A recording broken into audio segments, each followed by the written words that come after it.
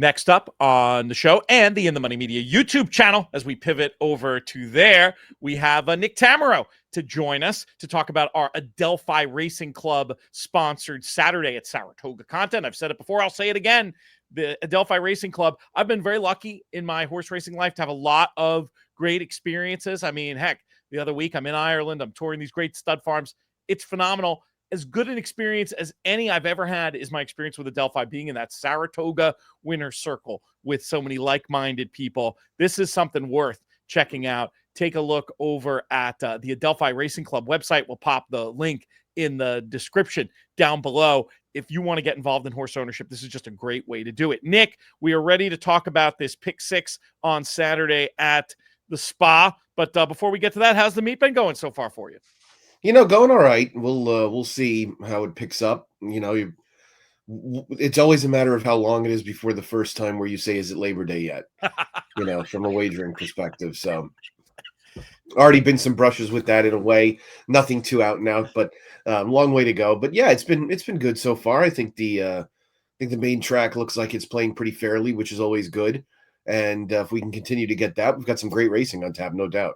Breaking news, by the way, Nick's analysis for Saratoga, thanks to another new partner, other New York racing friends, specifically our friends associated with the Stallion Bucaro, going to be free for the rest of the meet. You can catch that every racing day over at inthemoneypodcast.com.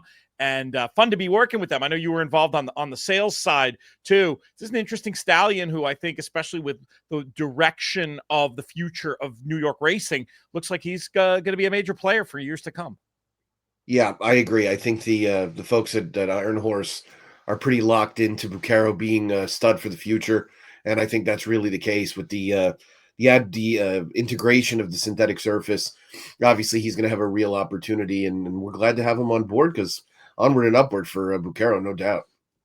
So I also want to give you credit, Nick. You can probably hear the sniffle, hear the rasp in the throat. You're playing hurt today. Thank you for presumably getting out of bed to join us. I've done worse.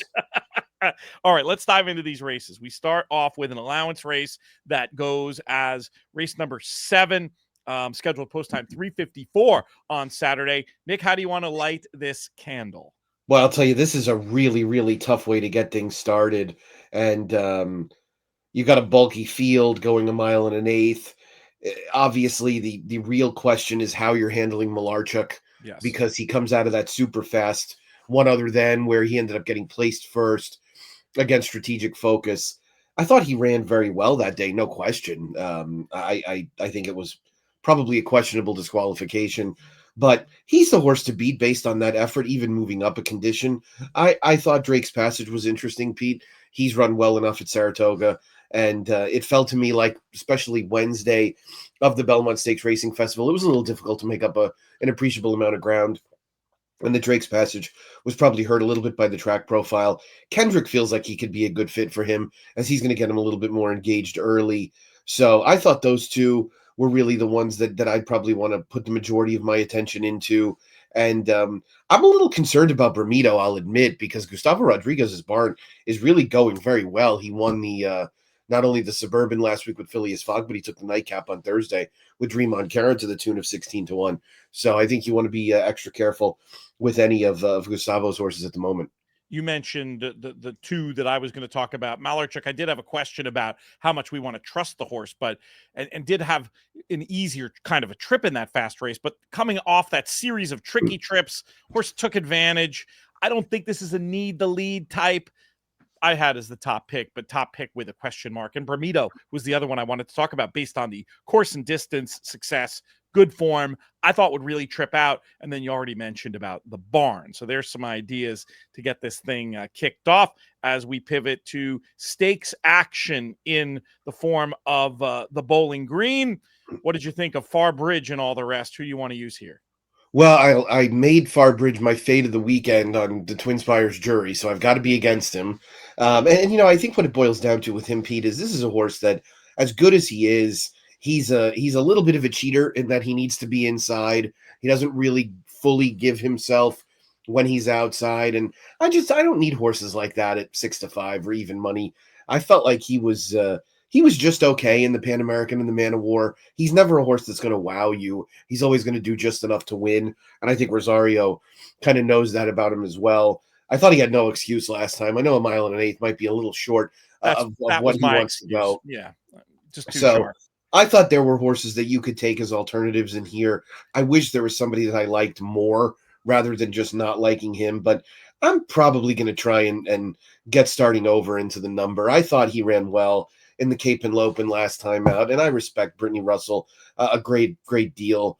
This horse is probably going to be stalking Corruption early and will likely try and wear that one down. I do think Corruption going wire to wire is also very much in the realm of possibility. So I'm going to use those two as the primary alternatives and just see if we can get Farbridge beat at a short number. 1 and 8 number check wise. I don't trust fully Farbridge for reasons you outlined, but I don't dislike as much as you, just on the old fastest horse type of an angle. You know, if Right. he runs his race, aren't the others running for second? And I'm more forgiving of that last race, just figuring too sharp, probably on pace Sure. figures, had to go a little quicker than ideal. But like I said, I think you're probably right to knock on the door against. I thought that the 2 El Razine was a potential improver here, maybe move too soon into a hot pace in a live race at Keeneland. Not only have a couple of winners come out of that race, but there's just been a ton of figure improvement down the field. And as a 4-year-old, I thought this one still has upside. And I thought it was interesting to see Erad up for the 6 Harrow, the Barbados Gold Cup winner. Very logical on figures and form, and his representative race at least gets him in the frame for exacta purposes. Can you see either of those two if you squint? Yeah, I think Harrow. I mean, look, if I like starting over, I think it's hard to say that Harrow doesn't have a shot because they just basically ran together last time out of Delaware. So the concern with Harrow is after seeing, and granted, in our time lost by a head, but Safi Joseph Jr. is now 0 for 11 in stakes races on turf at Saratoga, turf routes, last 5 years, only 2 in the money. So little concern there. What do you think about those general, like, jockey musical chairs angles? Sometimes there can be a lot more noise than signal, I realize, but just as a general question for you, how much do you put faith in the decision that, an Erad and his agent make in terms of landing on one when they could have presumably landed on another? Do you look at that at all? I mean, I guess I suppose with regards to this race, Irad definitely had the option of riding El Razine or Harrow, and the fact that he went to Harrow probably has something to do with the fact that he probably has a better chance to win. Right. And in Irad's opinion and in his agent's opinion. And I think they want to continue to see their relationship with Safi grow. Not that they want to see their relationship with Todd stop, but I think it's just one of those where it works out pretty much from every front. So yeah, I think it's more noise than signal for the most part. I think reading into it can be a little difficult, but occasionally, when you get trainers that have multiple horses, you'll see it happen, and it might be something worthwhile. But I think for the most part, it just leads you astray. Agreed. This seemed like the rare instance where it definitely made me. It's the kind of thing where it'll often make me just want to include another horse if I have that. It's not an angle that I would really ever give primacy to without any additional information, but something that I know a lot of people pay attention to. So, and I know you and I are both slightly contrarian on it at least. So figured we'd bring that up for a sec. Let's go to race number 9 though, where we've got this turf allowance going a mile and an eighth. I thought that number 9 then looked pretty interesting in this spot, coming here off a couple of, we'll just call them less than ideal trips, and I thought looked generally competitive on figures and form. The 3 Taraj has some pretty strong form from overseas. This was a funny formulator thing I pulled. I thought it was curious enough to mention. Mott has very good numbers with overseas runners and very good numbers with these type of layoffs. But when you combine both, an overseas runner coming off a long layoff, the numbers are actually not good. It's just a small sample, 2 for 18. A horse that I definitely need to use on the overseas form as an A, but I'm not one that I would key for those reasons. And then another one that sort of formulator put me off a little bit, looking at the 10 common defense in here. Ken McPeak has pretty average numbers on turf, or a little worse than average numbers on turf overall, 8% in a large sample, but just 4% at Saratoga. But still, common defense, has turf blood, and back races on dirt. I'm not going to lose to this horse if he's going to really be at any kind of price. So I wanted to talk about 9, 3, and 10. Who did you like?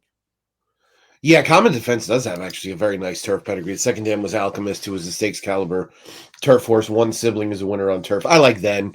I actually made then my best bet of the day on the Twin Spires Jury Show, and for the reasons that that we like, right? Made the only real off the pace move last out. It was a race that totally stayed together on the front, and he got out of the gate poorly. I wish he had a little bit more speed. He's going to have to get out of the gate a little bit better. So I'm hoping Irad can get after him coming out of there, because he does tend to lose ground with some of these bad breaks from the gate. But I thought his workout on June 27th, I went and watched it at XPTV with his stablemate 13 Colonies, who was entered today, but will obviously get scratched when that race comes off the turf. I thought then looked really good, and the clockers seemed to like it quite a bit as well. So I agree. As far as the pick 5 or pick 6 goes, he'd be where I'd plant my flag and try and single, just to try and create some value elsewhere.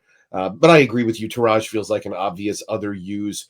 I guess I could probably be talked into a horse like the 5 Gilded Kraken. I will admit, Pete, as far as the dirt goes, I'm using all of the live looking Churchill shippers. I think the racing in Kentucky has just gotten so strong that they're almost auto uses. The turf, I'm not quite as certain, but I do think Gilded Kraken is coming into form, and that's enough for me to probably give the horse a chance, because he'll likely be on the lead as well. I think that's a good point about Churchill, and we did pull some numbers in our top 5 Saratoga angles video. That's going to be a YouTube exclusive if you're listening on the podcast side. So go over there and check out Matt Vagvolji did some good digging in Racelands, and the positives on the Churchill shippers isn't just an anecdote that Nick brings up here. It's documented, and you can see that and some other good angles there. While you're over there, do us a favor and subscribe to that In the Money Media YouTube channel. That's one thing very easy you can do to help us and help others find our content. Let's go to race number 10 here, where we've got a 7 furlong allowance race on the dirt. What were your thoughts, Nick? No, this almost reminds you of the mile and an eighth race a little earlier that looks extremely difficult on paper. It feels as if there's going to be plenty of pace in here. I think Concrete Glory kind of only has one way to go on the outside, and that should really inject some pace into this. I think what it boils down to is, if Scotland is ready, then I think the race is mainly between Scotland and General Partner. I don't really know who can step up. I'd love to try a horse like the 3 Little Knee, who was really good early in his career for Eddie Owens, and then the ownership moved this horse to Mark Casse. He got a typical Jose Ortiz riding a long shot type ride in the Jerkins, and never really factored into it. And then Vamoose, he's gone. So this is a horse who was really good in the early part of his career. I'd love to see him get back to some of that magic, but it looks now like he could end up needing a race. So I really think it boils down to the 4 and 5 in here. I wish I was a little bit more clever. If you wanted to talk me into a horse like the 7 Illuminare, I could probably hear it at the very least. He feels like a horse who probably needs Lasix, and but has definitely run well enough. Ran well on debut. Ran well off a layoff at Churchill in September. Well enough that that I could take him off the bench too. I got cute in here, I think. A little cute anyway. Using a jockey angle, which is not something I often do, but I just felt like this was a great Rosario opportunity with all the seeming pace signed on aboard Running Son of a Gun to get mid-pack position or maybe even further back and just finish with a flourish in a race with plenty of speed. And then the other horse that I thought had a little finish and an angle on maybe is the 9, How Great Is Nate, whose best runs have come with Lasix, and I thought might be a price. So what you're saying is indubitably true about the 4 and the 5 being the more logical horses, and they'll be on tickets. But I was going to play around with the 8 and the 9 just on that, the pace angle, maybe allowing slower horses to beat faster horses in here. Does it sound crazy to you, or what do you think? No, not at all. And Running Son of a Gun is not only a really likable horse, but he's run well in Saratoga in the past. I mean, those 2 third place finishes that show from his 4 prior starts at Saratoga, those were both in graded stakes back in 2022 when he ran 3rd in the Amsterdam and the Jerkins behind Jack Christopher and Gunite. Yeah, that's a little trip back down, not so far into our memories, but down memory lane. Feels like forever ago and yesterday at the same time. I don't know how that's possible. Yeah. Illuminaire also I had listed as a potential B, just a horse that had races to be competitive. Let's get on to one of my favorite races of the Saratoga meeting, full stop, the Diana Stakes. I do a horse-by-horse write-up of this one over on attheraces.com. You can also find it if you subscribe to our free In the Money Media newsletter where we've been doing these Friday newsletters too that have been fun, promoting our In the Money Horse Player Tour contest. But then we do our regular Saturday newsletter, pushing out all of our content, including that this horse by horse write up. But this was one where sometimes you sit down to the race and you think you know what you're going to think ahead of time, and then you do the race and you come up with something different. Sitting down, I thought I was going to be all about She Feels Pretty. And it's not like I don't like She Feels Pretty, but going through the field and just thinking about how the market's going to react to this, my gut feeling is that Excellent Truth is going to offer a little bit of value in here, and that she's proven to be just about as fast as She Feels Pretty. And I just don't think we've seen the best of Excellent Truth based on the last couple of races. And I think 9 furlongs against a short field with still an honest pace could really bring this one forward. Nothing against She Feels Pretty. She'll be on just about every ticket. There'll be a boxed exactly in there somewhere. But I thought Excellent Truth was an interesting opportunity to the favorite. Am I out to lunch? No, not at all. I think, and I don't want to sound like a killjoy or anything, but or wet blanket, I feel like She Feels Pretty just been okay this year. I mean, she's not taken a massive step forward. She's not become some, and look, she didn't have to improve very much off of where she was towards the end of last year, but I don't want to hold the last against her terribly much. It was obviously a very, very boggy course. It was a grinder type situation. And it was one where she ended up getting up, and that's what matters at the end of the day. But she didn't exactly turn heads in either of those 2 prior starts this year. So we'll see if she's able to take a step forward in here. It's a good time for her to do it. She's obviously a filly with a lot of quality, and I'm excited about her in general because of how good she is. But I think there are clear alternatives. And to me, like you said, Excellent Truth is the best of those. No doubt about it. She feels like she really benefits from the 1 1/8. I thought her trip was a little tougher than dynamic pricings in many ways in the Just a Game last month. She was wider. She never really got to a comfortable position. She always sort of ran on. And I think the distance could be the real mitigating factor. So I agree. I think Excellent Truth is the one who presents value in here. And I would probably I'd probably use both in the multis, but I might try and hit the Excellent Truth combo one extra time. Let's get to our nightcap, where we will close this thing out, the race that will determine all these late picks. Nick, who's your idea of the winner in this Turf Maiden going 5.5? Yeah, I mean, this is a tough race. I guess I wanted to kind of use some combination of the 2, 4, 6, 9 in my first pass through. The 2 is going to turf. Complexity Progeny haven't been that great on turf, but there are 3 turf winners on the dam side. The 4 She Wants War looks like the horse to beat on paper based on some of the speed that she's shown sprinting. The 6 Girls Rock has improved on going to the turf for Whit Beckman, and the 9 Gellhorn has some turf pedigree. So those were the 4 I was going to use. No particular order at the moment. I've got to dig into the race maybe a little bit more to get a little bit better insight. Maybe I'll, just for the purposes of what we're going to send around to people on the plus side, I'll put Girls Rock as sort of our dual hunch play as a couple of girl dads on top. I mean, ran really well last time with a tricky trip, and the figures pretty much set the standard. One that you didn't mention that I think is worth talking about is Regalton, the 1, a Weaver, second-time starter. Looks like some real intent here with the ship up in May, giving that home field advantage angle. I like Weaver, obviously very good with these types. On the beeline, I did have She Wants War, and my only notes I wrote were obvious, but no lock. The 9 Gellhorn, Dan, was a stakes filly on turf and had has a good number, so makes sense. And the one other I'll mention, the 10 Panache looked logical enough if ready off the bench. But I think we agree, kind of a spready race probably to close things out.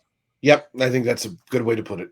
All right, you've heard what we think, people. We want to hear what you think on the YouTube side of things. I mean, hey, we want to hear what you think on the podcast side of things, but it's just easier to go to the YouTube channel and drop us a comment. Tell us what we got right, what we got wrong. Nick, we'll be catching up soon. And if you're listening on the podcast side, Mikey P will be up right after this break.